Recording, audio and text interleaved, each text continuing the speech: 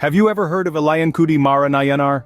In the heartland of India, in a quaint village named Ilayankudi, lived a kind-hearted farmer named Maranar. But he was not your ordinary farmer. Maranar was a devout follower of Lord Shiva, a beacon of faith and devotion in his community. His life was an embodiment of Maheswara Puja, a sacred practice of seeing and serving God in every guest. He welcomed devotees of Lord Shiva into his humble home with open arms, treating them with respect and offering them sustenance. This wasn't a mere social courtesy, but a reflection of his deep spiritual belief, a manifestation of his devotion to Lord Shiva. Maranar was a wealthy man, but he viewed his wealth not as a personal asset, but as a divine gift to be shared with others, particularly Lord Shiva's devotees. Maranar was blessed with a lot of wealth. However, he always thought that this wealth was not just for him, but to help others, especially the devotees of Lord Shiva. But Maranar's devotion would soon be tested. In the heart of Ilayankudi, Maranar, a humble farmer and a devout follower of Lord Shiva, found himself facing a severe test of faith. His wealth, which he considered a blessing from Lord Shiva, began to dwindle. But did that deter Maranar from his path of service? Certainly not. Despite his dwindling fortunes, Maranar continued to serve the devotees of Lord Shiva with unwavering dedication. His belief was rooted in the idea that his wealth was not just for him, but was a divine gift meant for the welfare of others, especially the devotees of Lord Shiva. As the days passed, his wealth reduced to a trickle, and soon, Maranar found himself standing at the edge of poverty.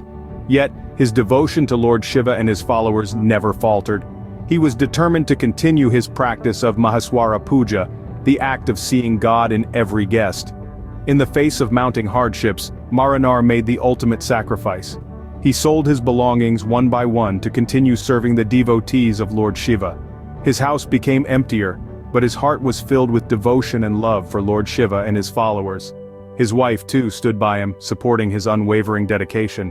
One may ask, how could Maranar continue to serve others when he himself was in need? The answer lies in his unshakable belief. He believed that the act of service was a form of devotion, a way to express his love for Lord Shiva. He understood that real wealth was not in material possessions but in the love and respect we show to others. Even when he had nothing left, Maranar never stopped helping others. His story serves as a testament to his unwavering devotion and selfless service. It reminds us that true devotion comes from within and is not dependent on our material possessions. It teaches us that when we serve others with a pure heart, we are in fact serving God. One rainy night, Maranar's faith was rewarded in the most unexpected way. On this particular evening, the skies were weeping torrents, and the earth was drenched with the heavens' tears. Amidst the rhythmic patter of the rain, a knock echoed at Maranar's door. As he opened the door, he found a shivering figure standing outside, a devotee of Lord Shiva. Despite the biting chill and the relentless rain, the guest radiated a serene calm, his eyes filled with the light of devotion. Maranar, despite his own circumstances, felt a familiar warmth stir within him. His heart recognized a fellow devotee, and even though he had nothing left, he knew he had to extend his hospitality. With a smile that defied his circumstances, Maranar warmly welcomed the guest into his humble abode. His wife, equally devoted and equally committed to their path of service, joined him. Their home was bereft of luxuries, stripped of comforts, but it was rich in something far more valuable: their unwavering faith. Even though their larder was bare and their cupboards were empty, they didn't let this deter them. They ventured out into their garden, braving the rain, and gathered some grains and greens. With these humble offerings from nature, they prepared a simple meal. The food might have been simple, but it was cooked with love, served with respect, and offered with genuine warmth. As the guest consumed the meal, Maranar and his wife watched with content hearts. They had fulfilled their duty, their service to another devotee of Lord Shiva. They had continued their Maheswara Puja, seeing and serving God in their guest. After the meal, their guest retired for the night, and Maranar and his wife, exhausted but content, did the same. However, when Maranar woke up later to check on his guest, he found the room empty. As Maranar went to wake up the guest, he found that the guest had vanished. Where had their guest gone? Was he safe? Little did they know that they were about to receive the most divine of all answers. In the sky he saw a divine vision, a sight so breathtakingly beautiful, it could only be the divine couple, Lord Shiva and Goddess Parvati, gracing him with their presence. They appeared resplendent against the night sky, their countenances radiating love and benevolence. The divine couple, in all their celestial glory, descended from the heavens, their eyes filled with admiration for Mara and his wife. The couple's unwavering faith and selfless devotion had touched the hearts of the divine. Lord Shiva, moved by their humility and compassion, addressed Mara. His voice, as soothing as a gentle breeze, filled the air.